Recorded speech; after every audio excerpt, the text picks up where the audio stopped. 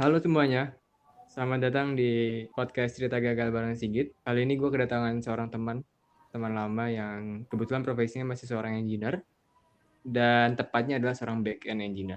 Beliau adalah Albert Mario, mungkin kalau pernah dengar, atau biasa dipanggil Albert. Ya langsung aja, Hai Bert. Halo Sigit, halo semuanya. Oke, thank you banget udah bisa menyempatkan waktu untuk hadir. Iya, sama-sama. By the way, apa kabar Bert? Sehat? Kabar baik. Lu gimana, Git? Oke, gue juga sehat, alhamdulillah. Oke, Bart. Mungkin nggak panjang-panjang untuk intronya, tapi yang gue tahu kan lu seorang backend engineer yang udah lumayan lama lah ya berkarir sebagai seorang backend. Kalau boleh tahu sebenarnya lu sekarang aktivitasnya apa sih atau di mana gitu di mana terus backend engineer tuh dan ceritain tentang backend engineer itu sendiri sehariannya kayak gimana? Oke, ya. Sekarang, ya gue backend engineer sekarang. Lebih tepatnya kalau kantornya mungkin ya di salah satu perusahaan unicorn lah ya, yang ada di Jakarta gitu sih. Kebetulan memang sekarang masih remote sih, jadi kita kerjanya masih dari rumah ya. Kebetulan juga gua sih dari awal join karena kebetulan pas lagi pandemi, lagi COVID gitu ya. Jadi nggak pernah ke kantor sama sekali gitu. Jadi sampai sekarang pun belum pernah ketemu secara langsung gitu sama tim gua gitu sih. Oke. Iya, Pasti kan sebelum masuk ke Unicorn lu pernah kerja juga kan? Maksudnya pernah mengalami masa fresh grade atau pertama kali kerja. iya Apa sih benar. yang lu inget pertama kali, ya istilahnya di backend engineer, lu kayak pernah nggak sih lu pertama kali berbuat salah atau kayak gue tuh harusnya ngelakuinnya ini bukan ini gitu. Kayak gitu pernah nggak sih pas Oh, pertama kali kerja? oke oke. Mungkin klarifikasi dikit. Jadi waktu gua dulu pertama kali kerja itu sebenarnya bukan jadi backend engineer sih. Tapi Oke. sebelum itu ada lagi gitu. Gua sempet jadi security engineer juga sih. Nah, sebenarnya backgroundnya kenapa security? Karena kebetulan dulu di kampus kan suka ikut komunitas security gitu ya. Jadi ya Hmm. biasalah ikut lomba segala macam. Jadi dari situ mulai agak tertarik juga nih pengen coba deh berkarir sebagai security engineer gitu di secara profesional gitu kan. Dan waktu itu kebetulan pas masih skripsi juga sih. Jadi tahun terakhir coba nekat lah gitu sambil kuliah sambil kerja juga gitu kan. Nah di situ mungkin kalau kegagalannya apa ya? Ada sih waktu itu lebih mungkin kalau gue pikir-pikir lagi sekarang mungkin dulu lumayan parah gitu ya karena lebih jatuhnya kayak ke etika gitu sih.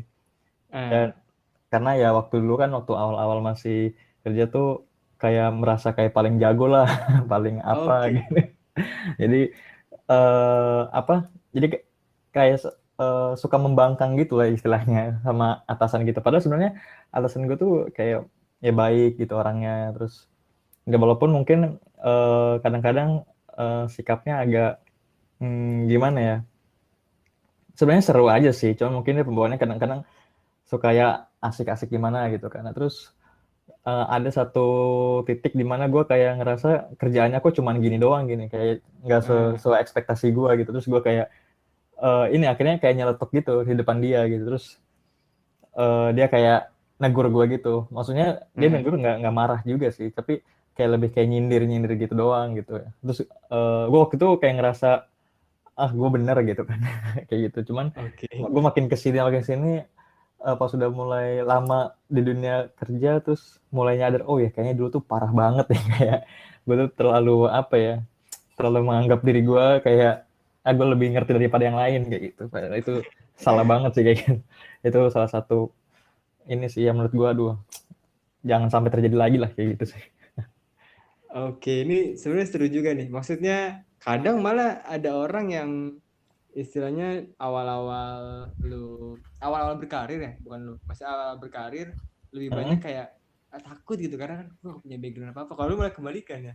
Lu tuh merasa iya lebih iya jadi kayak apa ya kayak banyak so taunya gitu sih.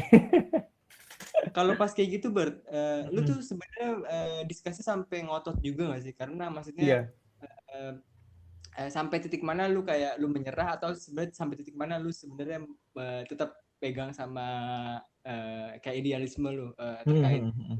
gue pakai ini maunya gitu. Itu sampai satu Iya. mana ceritain? Iya sih, pernah beberapa kali sih. Kayak menurut gue ini udah paling bener nih, ini yang lain caranya salah gitu. Itu pernah sih. Lebih seringnya sih mungkin ke sesama tim juga ya, sesama teman, sesama di dalam satu tim itu. Karena kebetulan ini juga sih, waktu itu kebetulan di perusahaan itu gue paling muda gitu ceritanya kan. Oke. Jadi yang lain tuh kayak udah pada pada punya berkeluarga lah. Jadi gue, aduh gila, gue kalau mikir lagi tuh kayak durhaka banget. Jadi kayak ngerasanya, udah gue pokoknya harusnya kayak gini nih, nggak bisa yang lain kayak gitu. Gue kayak agak ngotot-ngotot gitu juga, terus kayak kadang-kadang malah jadinya kayak jatuhnya kayak ngambek gitu.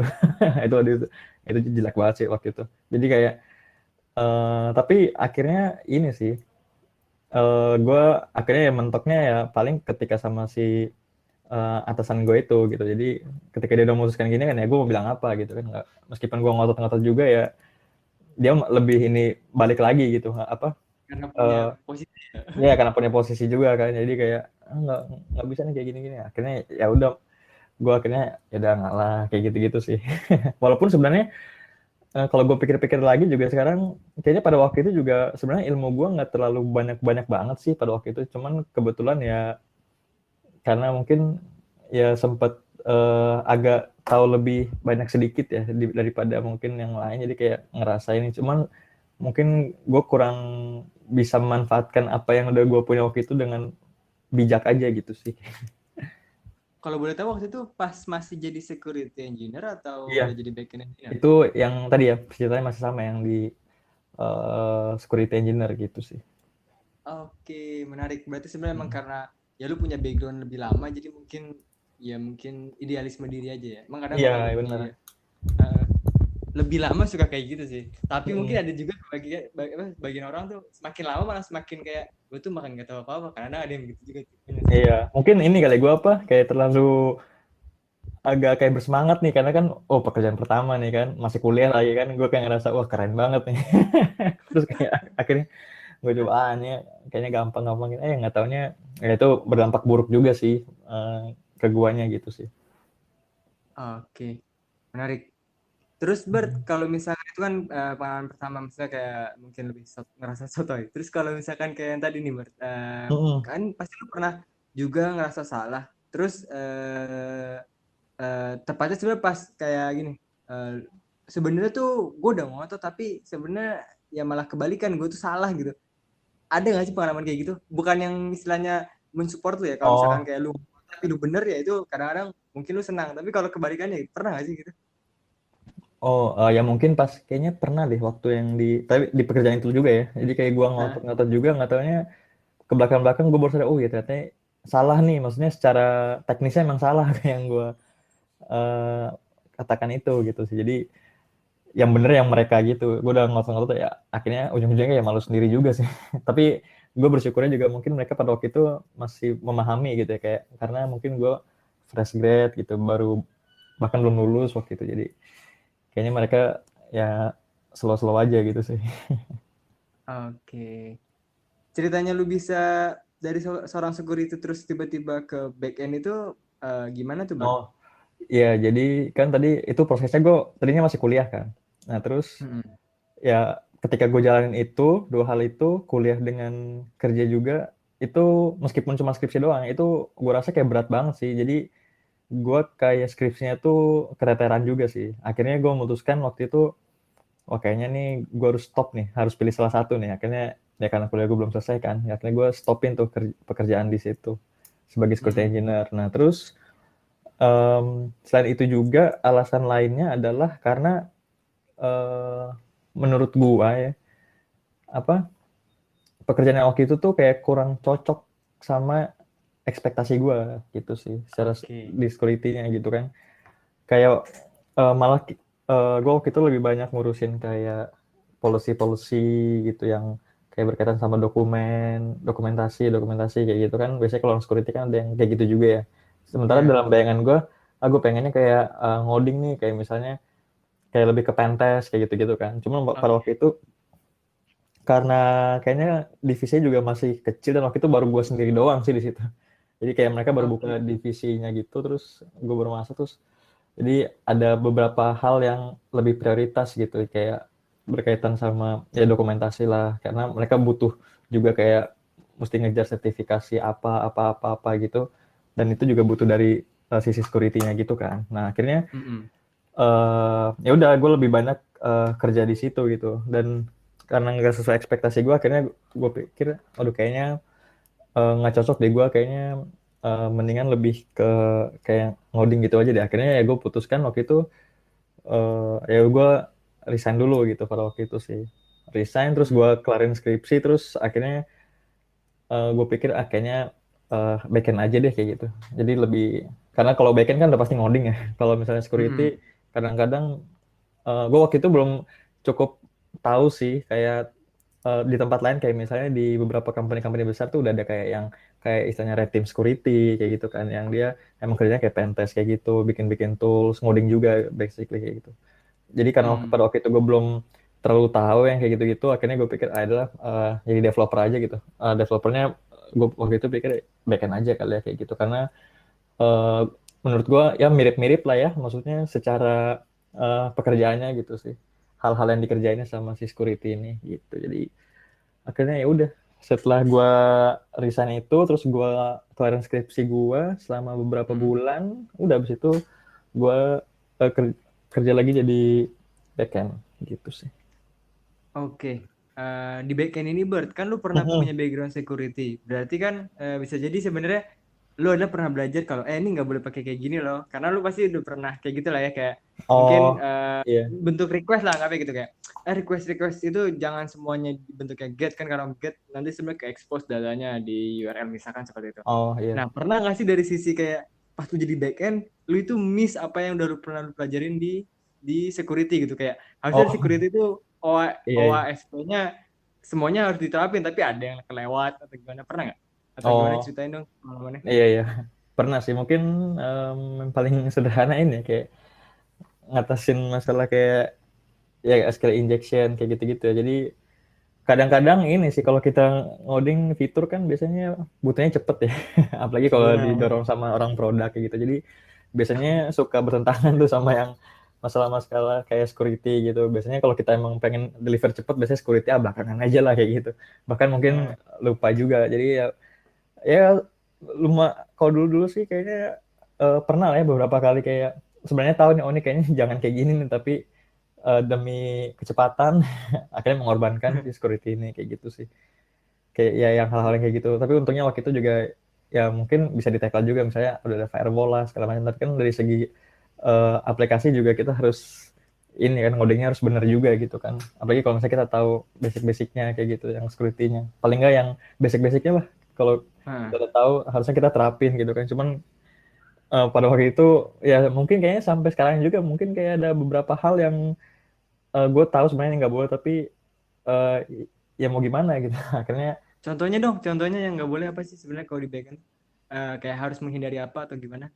oh ya yang mungkin ini kali ya, apa validasi inputan aja sih, itu juga yang harus selalu kita validasi. Sebenarnya itu hal yang simple sih, misalnya kayak dia inputnya misalnya mungkin harusnya angka doang gitu misalnya, terus tapi dia bisa Hmm. masukin karakter-karakter lain mungkin ya, itu yang akhirnya bisa menyebabkan ya itu tadi masalah-masalah security kayak gitu ya, mungkin SQL injection atau apa yang lain kayak gitu. Itu yang kadang-kadang kalau kita ngodingnya mau cepet kan ya udah langsung aja lah, nggak perlu ngapain validasi-validasi kayak gitu-gitu kan.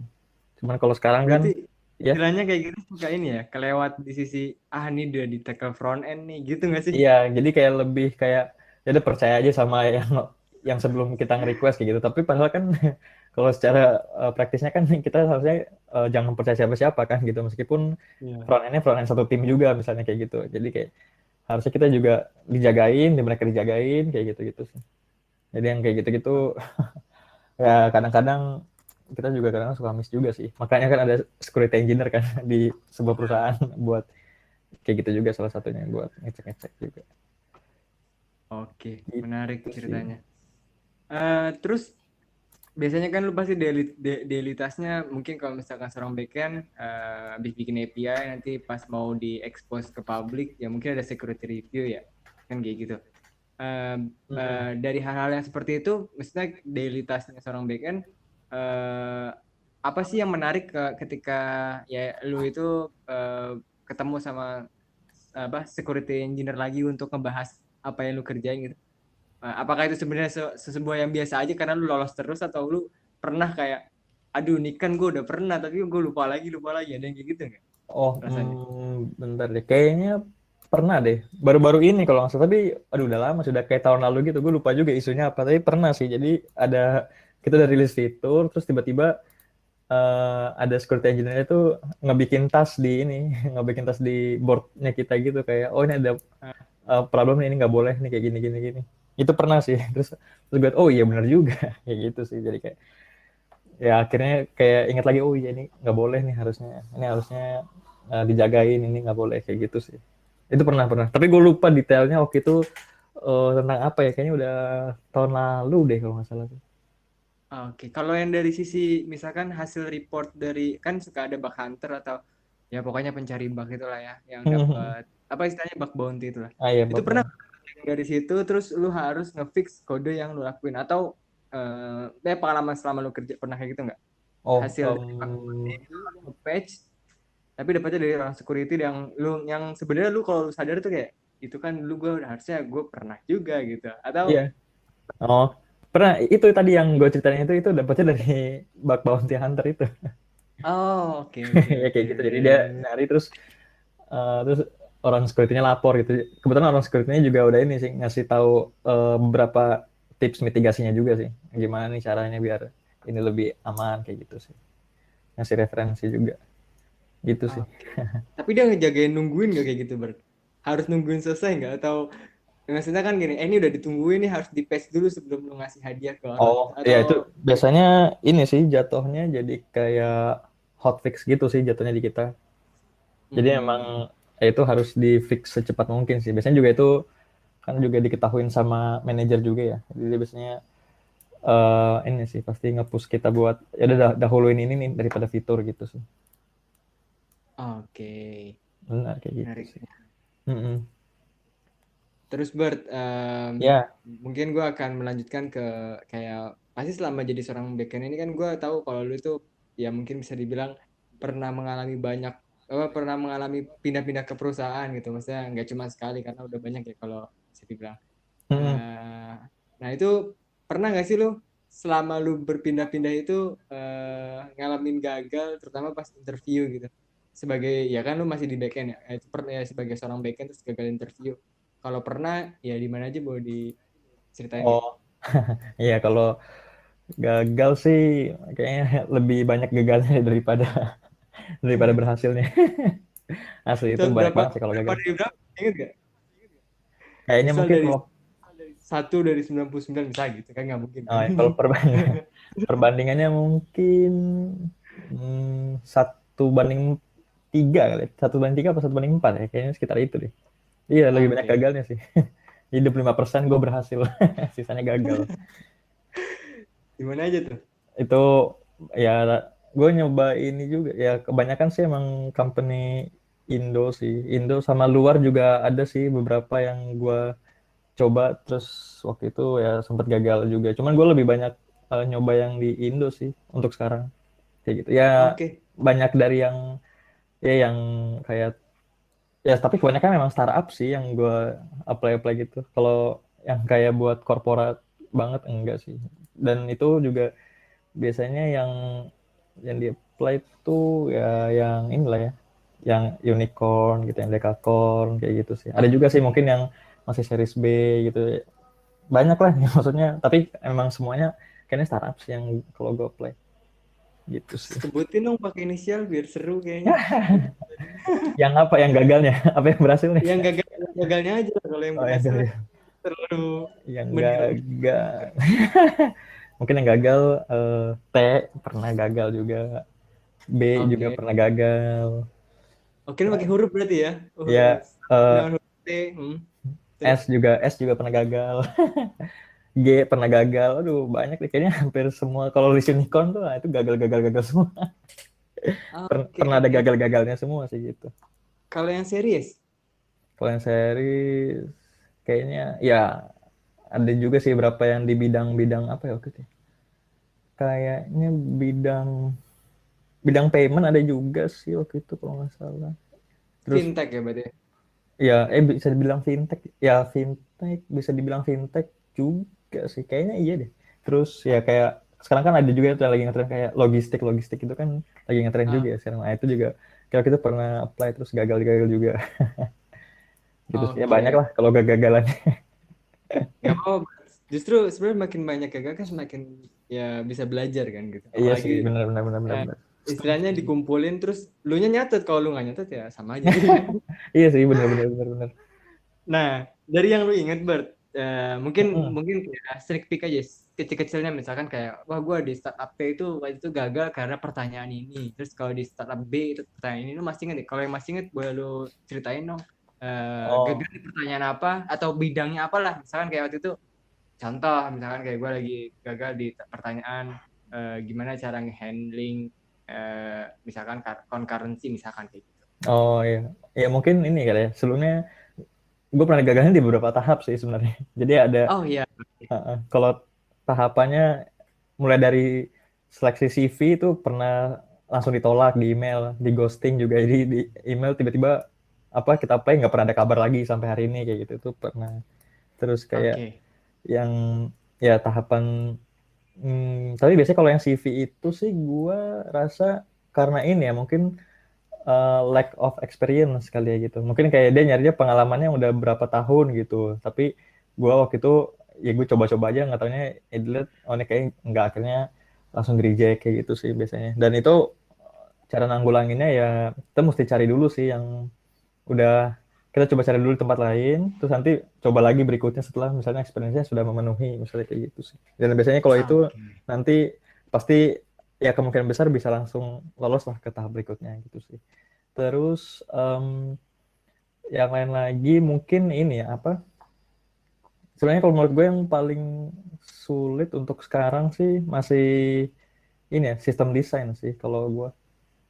Oh gitu. Uh, Itu pertanyaan di mana tuh? Kalau boleh tahu, maksudnya startup Indo yang mana gitu? itu nggak semua startup Indo sih. Kebanyakan masih dikit ya, setahu gue yang kalau di Indo yang nanya sistem desain gitu. Itu biasanya contohnya kayak di yang biru-biru itu nanya. Oke, startup warna biru sering bertanya tentang itu ya, apa Ya itu biasanya sistem nanya. desain. Terus Contohnya yang kayak apa sih kalau pertanyaannya kalau sistem desain tuh? itu sebenarnya abstrak banget sih. Jadi dia inisiasi pertanyaan itu abstrak banget. Jadi kayak cuman tiba-tiba coba dong ngedesain WhatsApp gitu. Misalnya gitu. Atau coba dong ngedesain Oke. Twitter kayak gimana sih gitu. Jadi kayak kita harus ya namanya juga sistem desain kan.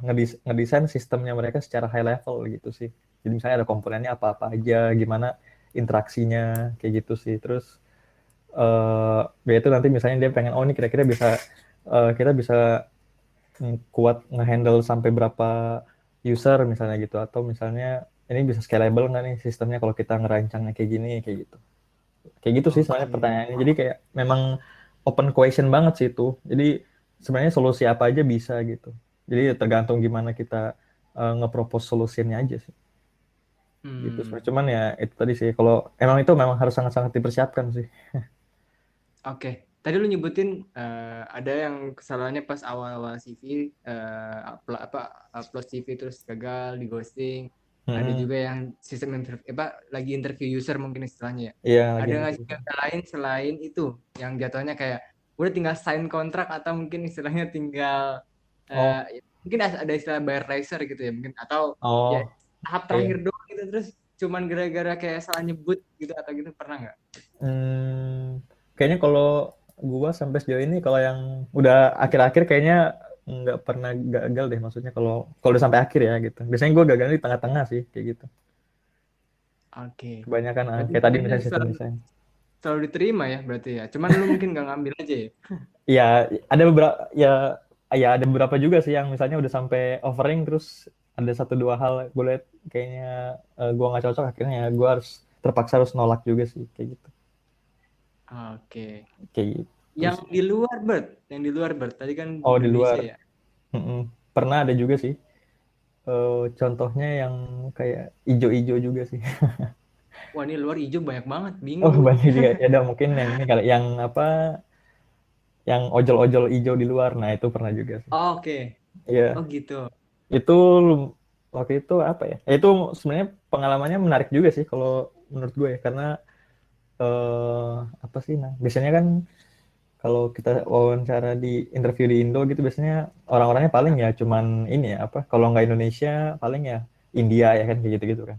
Cuman kalau Iya. yang di sana tuh sampai kayak waktu itu ada orang Italianya gitu lah terus ada orang yang dari Amerika Latinnya juga. Jadi agak unik juga sih maksudnya belum belum terbiasa sama aksen-aksennya mereka gitu. Kalau misalnya kalau kayak orang India gitu kan kita mungkin udah sering denger ya apalagi yang biasa kerja di startup gitu mungkin Hmm. atau sering-sering nonton di YouTube misalnya channel-channel tutorial orang India kan biasanya udah tahu gitu kan kayak gimana. Iya. Cuma kalau kayak yang orang-orang Eropa yang nggak bisa ngomong Inggris tuh kadang-kadang gimana ya? Kadang mereka ngomongnya cepet juga terus kadang-kadang kita suka miss juga maksudnya dia apa kayak gitu. Jadi itu ya pengalaman yang menarik juga sih waktu itu.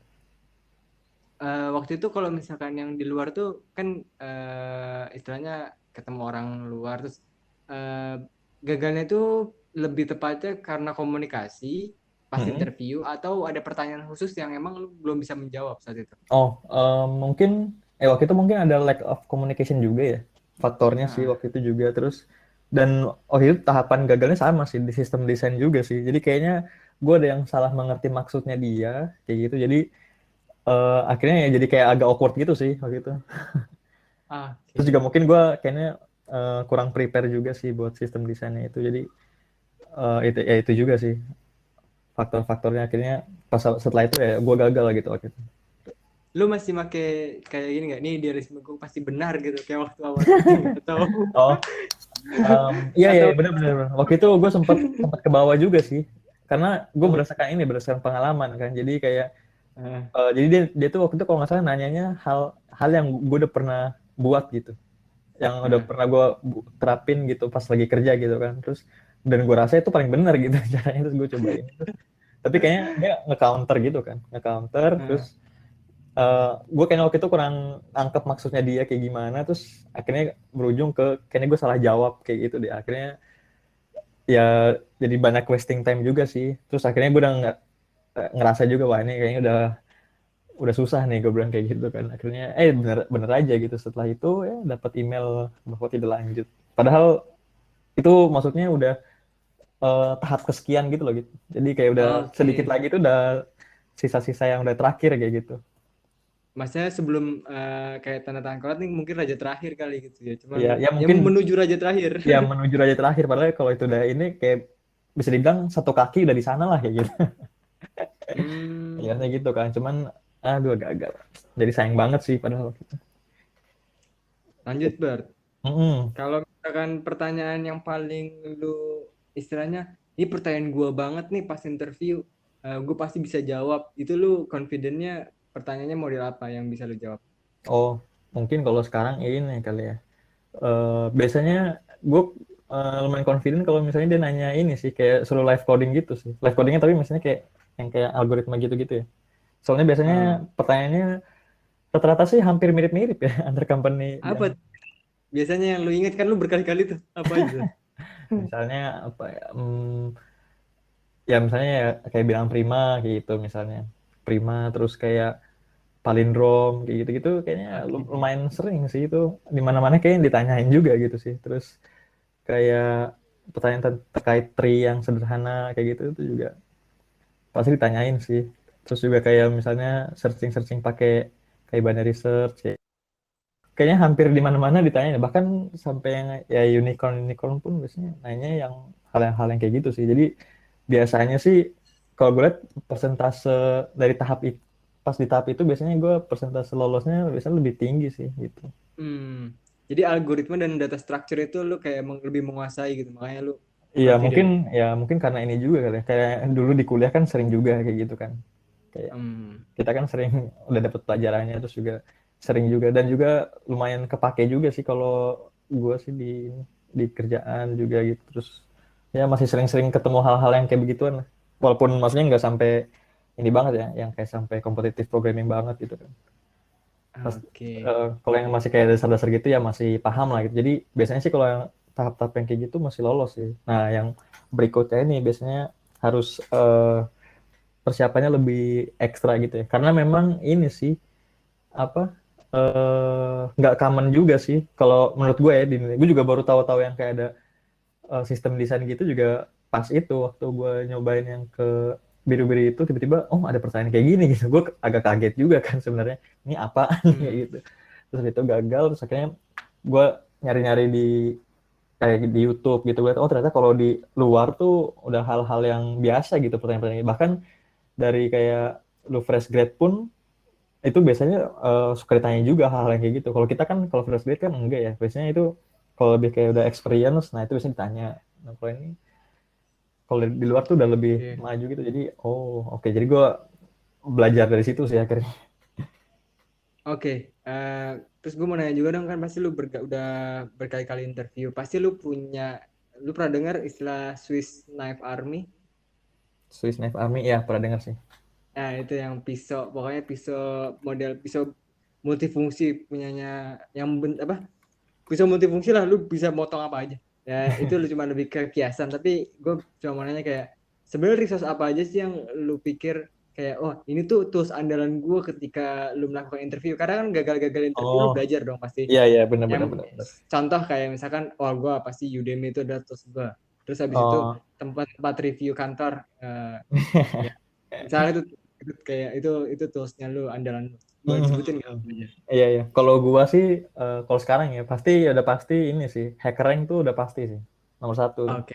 Itu udah Nah, pasti terus kayaknya hampir semua deh buat tahap-tahap awal kan pasti biasanya di awal tuh online test kan online test udah hackering nah, aja biasanya soalnya tuh biasanya kalau misalnya kebetulan si company itu ngasih interview yang pakai platform yang sama ya pakai hackering nah, juga gitu biasanya tuh ada soal-soal yang sama gitu yang emang udah pernah ada kayak gitu jadi kalau misalnya lu udah ngerjain sering gitu kan kan itu di situ kan ada tuh kayak ini kan preparation apa ada babnya tersendiri tuh sectionnya tuh gitu preparation buat interview kayak gitu ada materi-materinya dan biasanya beberapa materi keluar lagi tuh pas ditanya sama si company-nya jadi gue biasanya itu sih sama ini gigs for gigs kayaknya itu lumayan umum juga ya biasanya orang-orang gigs for nyari dari gigs. ya itu buat yang masalah coding-coding interview gitu ya yang Nah, terus algoritma kayak gitu-gitu nah terus biasanya lanjut lagi kalau misalnya biasanya gue siapinnya dua sih satu yang buat algoritma satu yang buat sistem desain tuh sistem desain sebenarnya nggak cuma sistem desain sih tapi lebih kayak ke pertanyaan yang nanti bakal tanya sama si user gitu biasanya kayak dia nanya misalnya gimana sih cara nge-handle concurrency kayak gitu gimana sih misalnya cara kerja apa misalnya cara kerja indexing database misalnya kayak gitu-gitu nah itu biasanya itu gue resource-nya pasti dari YouTube sih. Ada beberapa channel di YouTube tuh yang punya orang India yang bagus banget sih menurut gue dari itu kayak tepat sasaran gitu. Kalau lu belajar itu pasti ya dijamin lah gitu. Udah apa dong disebutin nggak atau apa keywordnya um, atau nama channelnya kalau misalnya tunggu, gue agak lupa nih. Ini nih. Oh, sorry namanya siapa ya? Hmm, Ntar ya, gue sambil searching juga nih. nggak apa-apa santai. Hmm, hmm, hmm, hmm, hmm.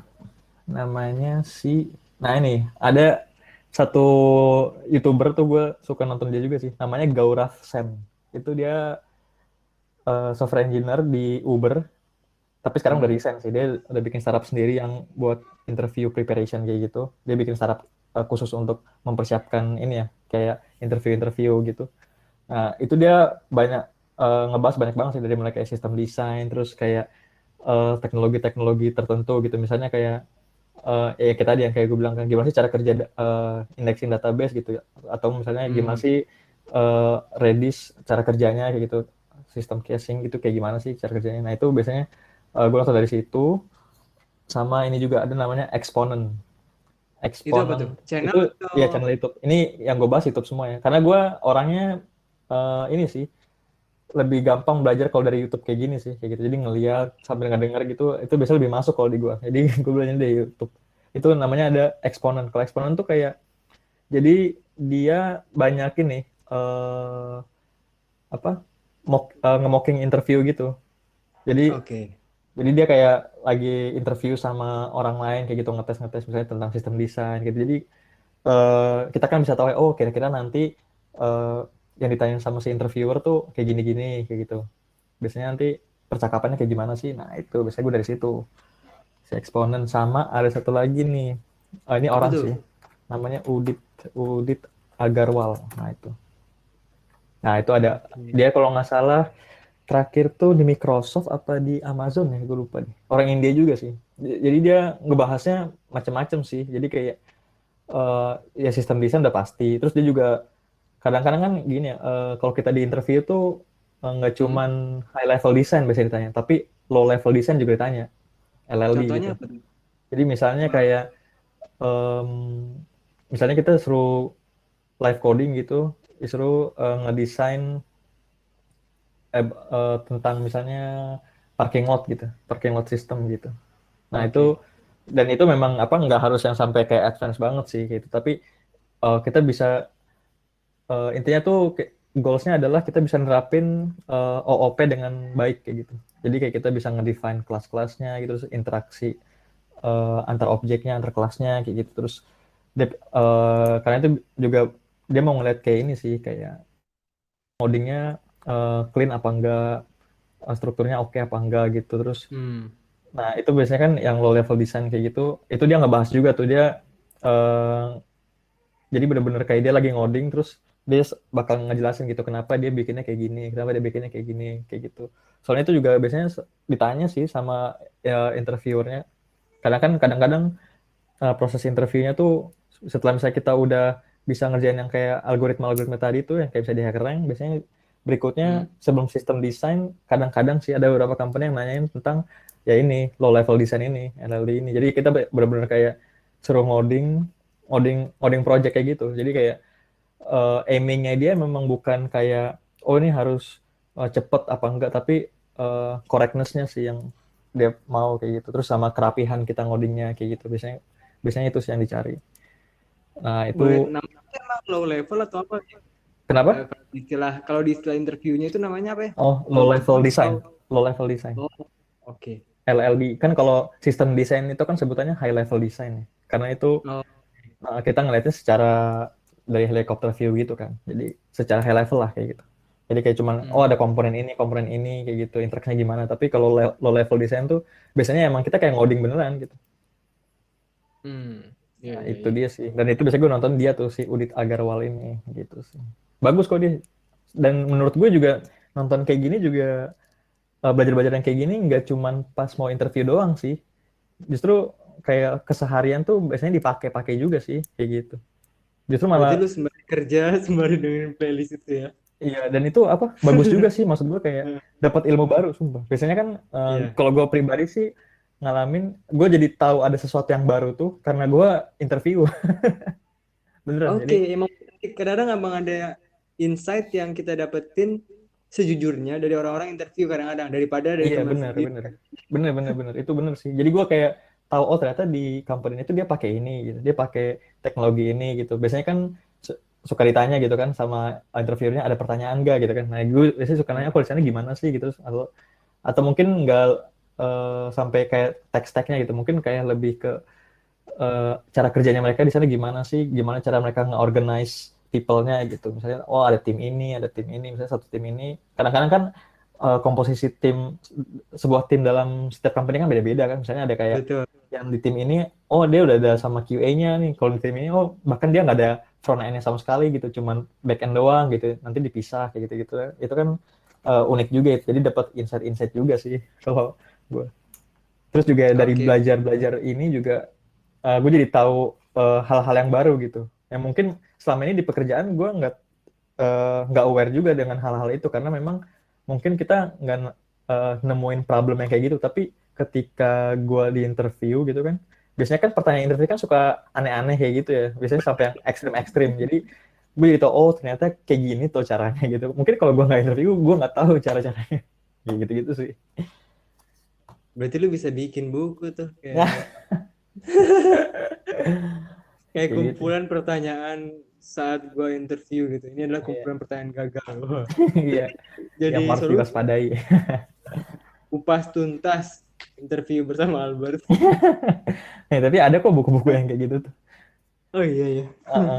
Kayak apa sih misalnya kayak sistem desain gitu apa yang harus dipersiapkan kayak gitu-gitu. Jadi bukunya tuh kayak buku lebih ke fundamental gitu. Kalau fundamental kan biasanya nggak termakan usia gitu. Jadi pasti bakal applicable juga gitu buat sekarang-sekarang gitu. Itu oke Hmm. juga sih. Cuman gue sekarang belum pernah beli-beli buku gitu sih. Paling masih belajar dari yang gratis-gratis aja. Hmm. Kalau yang tadi kan lu udah sebutin resource-nya terkait persiapan interview lebih tepatnya kayak Hmm. tentang algo, tentang apa namanya sistem desain pokoknya tentang terkait itu ya. Kalau yang selain itu kan interview itu nggak cuman lu tentang teknikal ya. Oh Bisa iya jadi iya lu iya iya. dari sisi oh ini review orang-orang di dalamnya pas lagi interview ini pertanyaan ini atau kadang-kadang review di dalamnya itu oh jadi jelek nih interview ini. Lu resource-nya ngeliatnya di mana sih biasanya? Oh Atau kayak iya semacam oh ngintip-ngintip oh salarinya di sini tuh sekian range-nya gitu. Itu iya biasanya iya. lewat mana sih dari lu Bener-bener. sendiri? Sebenarnya ya kalau hal-hal itu tuh gue baru aware-nya juga belakangan-belakangan ini sih. Sebelum-sebelumnya gue nggak pernah aware kayak gitu. Jadi Oke. gue baru tahu-taunya tuh sekarang karena ya dulu itu tadi gitu yang gue bilang gue dulu kayak merasa gue udah tahu lah kayak gitu.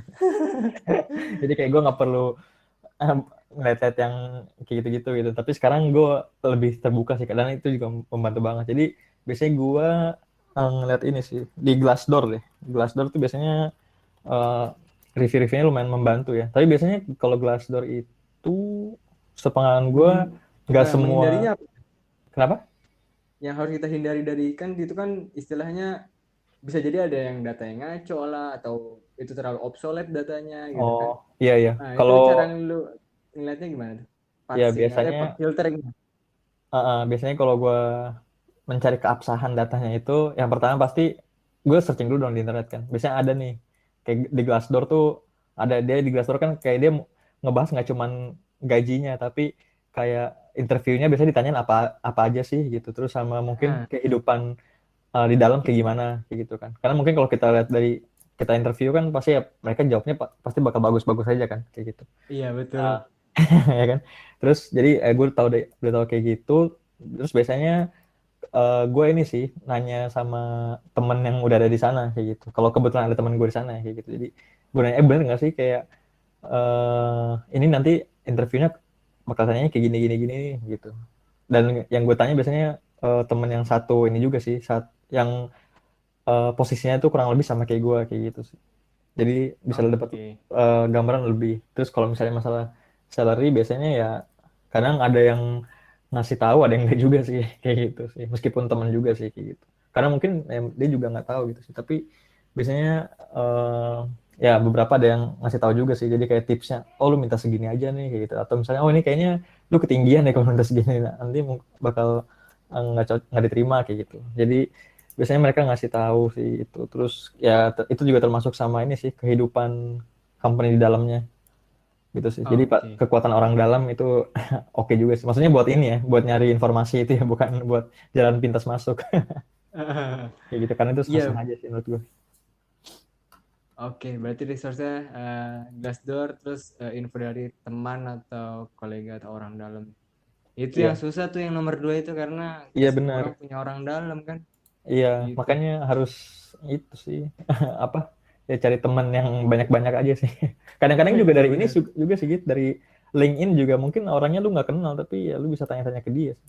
Itu juga Oh bisa. gitu. Lu Gue pernah pernah, pernah yang kayak gitu? pernah, pernah, pernah. Nge-reach out dia. Hmm. Kebetulan ini sih, kebetulan dia yang reach out gue gitu. Jadi waktu itu dia nanya nih, mau join ke sini nggak gitu kan. Padahal dia bukan recruiter Heeh. gitu. Jadi dia kayaknya nyari referral juga karena kan ya biasalah di company kan suka ada program referral gitu kan. Kalau masukin orang dapat Heeh. duit. Iya. Nah jadi dia nanya gue, lu mau nggak coba-coba ke sini nih? Terus gue bilang, wah kayaknya oke juga nih company-nya kan. Ya, gue coba kan kayak gitu. Nah terus ya memang sih dia dia yang kayak ngurusin gitu. Jadi gue nanya ke dia juga, salary-nya berapa nih kayak gini gini gini gitu kan. Gue nyari-nyari di internet dapetnya info segini, bener nggak nih? Nah, kayak gitu kan. Jadi dia ngasih tahu juga, terus dia kayak ngasih tips-tipsnya juga buat interviewnya. Oh nanti ditanyanya bakal ini, nanti lu persiapin ini aja. Dan waktu itu gue ini sih kepake juga sih. Jadi informasi yang dia bilang tuh benar juga sih, kayak gitu. Oh, Jadi bisa lolos. Tapi waktu itu sayangnya gue nggak ambil. Itu udah sampai offering gitu sih. Yap. Mm-mm. Berarti sebenarnya harus harus aktif juga ya di sosial media LinkedIn Iya ya. benar-benar. Gue ya kayak gue sekarang juga kadang-kadang add aja lah semua orang-orang yang ini yang soalnya kita nggak tahu sih kedepannya bakal perlu apa enggak gitu. Kalau pengalaman gue Oke. sih ya gue bersyukur sih udah ada di LinkedIn terus udah nge-add orang gitu. Jadinya kebantu juga sih gitu. Jadi salah satu Siap. buat dapetin informasi dari situ juga kalau gue. Oke. Menarik resource-nya. Mungkin kalau dari pendengar ada yang ingin mencatat, silakan karena ini informasi yang penting. Kalau dari lu sendiri, Bert, lebih Mm-mm. tepatnya kayak lu kan berkali-kali gagal, terus ya pasti kan ada istilahnya lu punya motivasi untuk ya sebenarnya supaya kadang-kadang ada loh istilahnya yang dari gagal itu malah jadi ngerasa tidak berguna, kayak imposter syndrome lah. Jadi malah ngerasa malah jadi down gitu. Nah, Benar sih. saran-saran dari lu supaya pas jatuh dari kegagalan atau istilahnya gagal interview itu kadang-kadang punya sindrom sendiri loh untuk malas apply atau malas jadi kerja atau kadang-kadang Iya, burnout bisa jadi loh. bener Nah, bener bener gue saran dari setuju. lu gimana untuk nge-handle nih? Nah, jadi ya gue emang sering kan kayak dulu apa nyoba-nyoba interview terus kayak banyak jadi kayak pernah gitu juga gue gagal dalam banyak banyak hal gitu dalam waktu Hmm? yang bersamaan gitu kan jadi yang kayak bikin udahlah nggak usah nyoba-nyoba lagi gitu jadi kalau Nah, saran dari gue sih kalau emang maksudnya kalau misalnya motivasinya masih kuat gitu ya misalnya masih pengen emang emang pengen banget gitu ke si company yang itu tuh. Nah itu ini aja sih. Mungkin kalau sekarang kayak lagi pasti kan moodnya lagi jelek tuh karena udah ketolak terus kan. Kalau menurut gue ah, sih ya itu ya istirahat dulu lah sejenak kayak gitu. Kalau gue sih. Karena juga oke. biasanya company itu ada ininya juga sih. Ada waktu jedanya gitu yang lu nggak boleh lagi apply lagi nih selama berapa Hmm. lama gitu. Dan itu ya lu bisa manfaatin itu juga sih. Kayak gitu sih. Kalau gue sih biasanya kayak gitu. Jadi ya banyak sih ada beberapa juga company gue yang misalnya tahun ini emang gue apply gagal gitu terus emang dari rules si company itu gue nggak boleh apply lagi nih sampai 6 bulan ke depan kayak gitu nah itu ya gue mau nggak mau ini sih emang harus menunggu kayak gitu dan itu juga emang menurut gue penting juga sih jadi buat gue biar nge-recharge lagi lah kayak gitu terus bisa ini juga sih bisa mempersiapkan lagi lebih matang karena kan kalau lu udah pernah gagal yang di situ, lu udah tahu lah kira-kira Hmm. pertanyaan di situ bakal kayak gitu lagi. Jadi lu bisa persiapin lebih lah gitu buat yang berikutnya. Gitu. Jadi ya menurut gua nggak masalah sih lu istirahat dulu aja sejenak kayak gitu terus siapin lagi lebih baik lagi gitu. Terus coba Hmm. lagi gitu. Nggak masalah sih kalau menurut gua. Kalau dari lu sendiri lu bikin cron job gitu nggak? Oh, tiap 6 bulan Enggak, nanti enggak. gua akan apply lagi.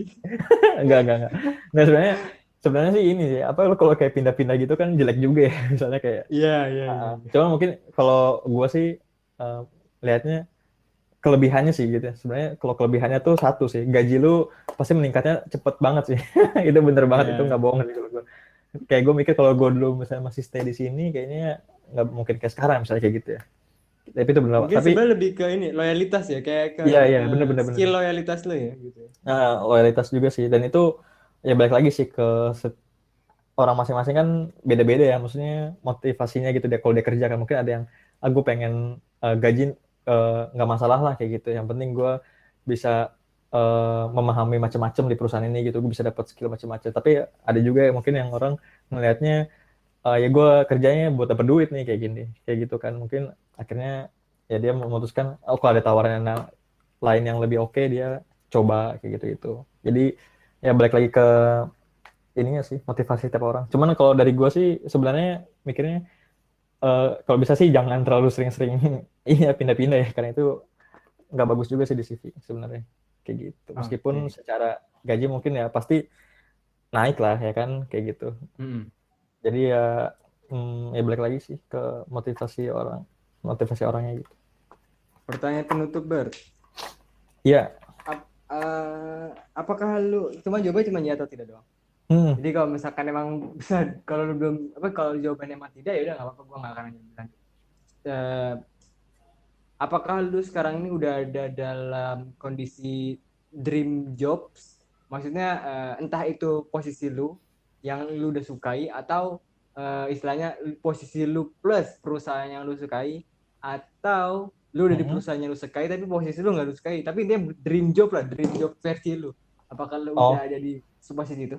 untuk sekarang, untuk jangka panjang sih kayaknya iya deh, udah. Jadi kayak mungkin, aduh jadi balik lagi. Kalau gue mungkin dulu ini ya apa, motivasinya gue pengen interview-interview gitu, gue pengen ini sih, coba berada di perusahaan yang udah oke gitu sih. Maksudnya yang udah, ya ibaratnya yang di Indonesia tuh udah yang paling mantepnya lah kayak gitu sih. Jadi, Oke. nah jadi kalau misalnya gue ada dapet yang apa yang gue mau itu, kayaknya ya udah stay dulu lah kayak gitu. Nanti memang sih secara jangka panjang bangetnya itu gue pengen juga sih misalnya berkarir kayak yang di company yang inilah, yang di luar lah kayak gitu. Maksudnya kalau yang di Indonesia mungkin udah enggak, tapi yang di luar sih, yang kayak Fang gitu kan, itu ini ya sangat-sangat prestis banget ya itu ya. Cuma itu pasti Oke. kayak susah-susah banget sih. Jadi kayaknya itu butuh prepare yang lebih tinggi lagi sih gitu.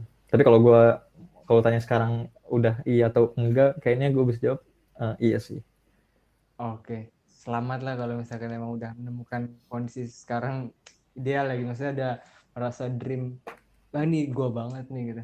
Ya, Iya, karena gue bercerita tentang podcast kegagalan ini lebih tepatnya kita bisa belajar dari kesalahan dan juga menemukan sebenarnya lu masih punya semangat lagi atau enggak untuk mengejar mimpi lu gitu. Dan mimpi lu benar. tuh versinya adalah versi lu, bukan versi gue, dan gue ngejudge ya itu salah enggak ya. Tapi lebih kayak kalau lu bilang iya ya udah. Dan itulah mungkin pertanyaan penutup dari podcast kali ini. Gue ngucapin terima Oke, kasih sama-sama sih. kepada Albert sudah bisa berbagi Thank you cerita juga. Ya, terkait cerita-cerita gagalnya dan juga tips triknya ataupun resource yang dia share. Tadi kalau misalkan emang teman-teman merasa ini bermanfaat, silakan teman-teman uh, karena dia di YouTube ya. Jadi di YouTube saya juga bisa di-subscribe cerita gagal bareng Sigit dan juga podcast cerita gagal bareng Sigit. Terima mantap. kasih kepada Albert dan para pendengar. Sama-sama. Kita Terima akhiri kasih juga dulu. sih. Sampai jumpa. Bye. Thank you. Bye.